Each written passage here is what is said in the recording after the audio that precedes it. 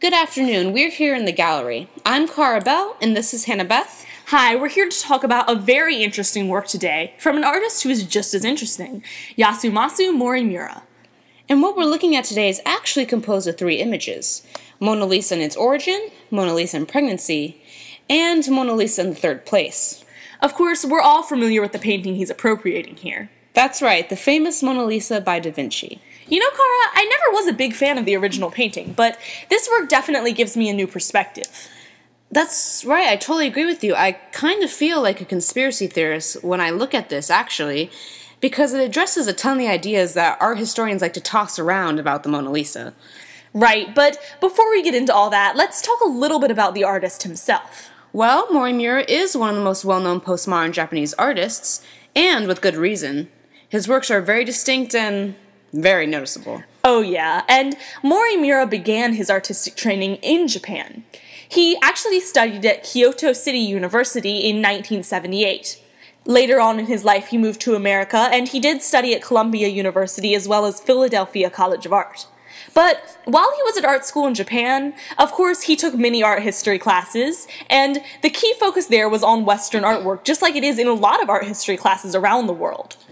He was actually worried at the time that the knowledge of Western art would have a negative impact on his own work, sort of overpowering his heritage. And boy, was he wrong. That's right, he's really made his knowledge of Western artwork work to his advantage. In these pieces, we can see the way he's connected Western culture with his own Japanese culture. Such as in the first piece here, Morimura edits a self-portrait of himself into the Mona Lisa's face.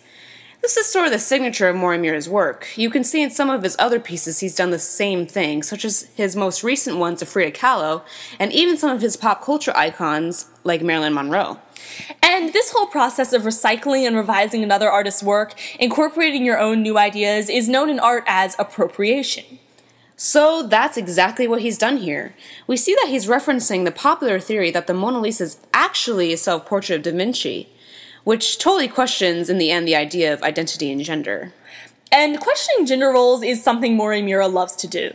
He also spans these ideas across different cultural periods and these different time periods, which shows how gender issues are really universal. Let's look at in Mona Lisa in pregnancy. The pregnant nude is being used to reflect another popular theory, that Mona Lisa was actually pregnant while posing for the portrait. Here, her female sexuality is totally obvious. But Morimura still leaves us some questions. He leaves these masculine figures here, such as the arm, which you can see still has the bulging muscles of a man, and he includes his own eyes. Now, this is especially significant because, the Mona Lisa is famous for her magical eyes that apparently follow the viewer. Here, it completely skewed that.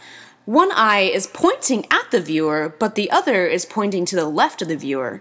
It's actually said that the eyes each came from 2 different photographs of Morimura before he actually put this image together.